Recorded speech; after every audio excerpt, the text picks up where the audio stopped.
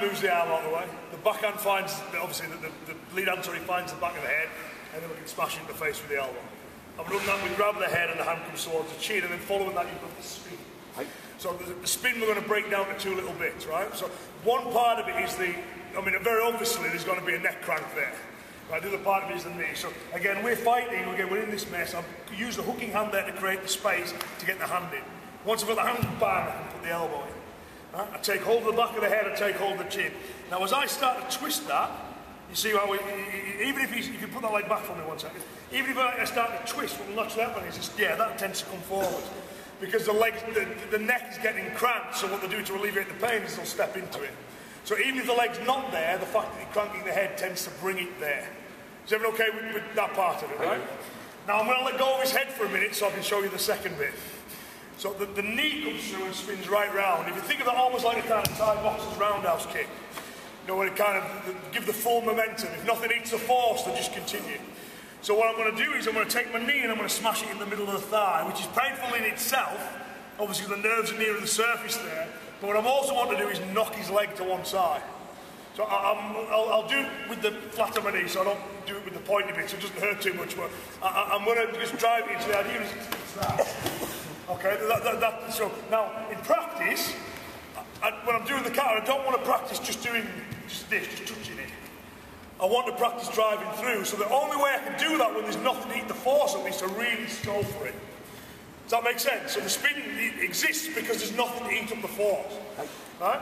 So in actuality, when I've gone to there, I'm going to let go of his neck again. Right? I'm going to bang, that's what I'm practicing. I'm driving that right in. Now, what that will do, when I'm cranking him this way, if you forget about the leg, his body naturally wants to go in that direction. Does that make sense? So I'm twisting his spine at the top end. I told you you'd like this one, I knew you would. So as I started twisting there, he'll want to step round with the back foot, he'll want to adjust, he can step in, that's it. He wants to move that way. But what I do is by doing the knees, I make him fall the other way. So I'm twisting his neck in one direction as the knee hits the leg, and effectively his spine gets twisted up. So it's a really nasty technique. And the cool thing about it is I can't practice it on you. You know what I mean? Because if I did, I can't crank the neck and then drive into your knee because it suddenly puts a load of force onto his neck. So I can practice it in halves.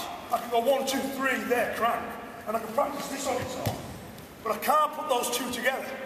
Yeah, or I lose friends and practice partners real quick.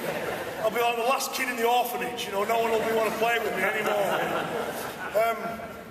So this is one of the reasons why you can't resist. See, people who are almost anti-kata, sometimes they'll see bunkai and they'll go, well, that works, we get that, but why don't you just drill the bunkai?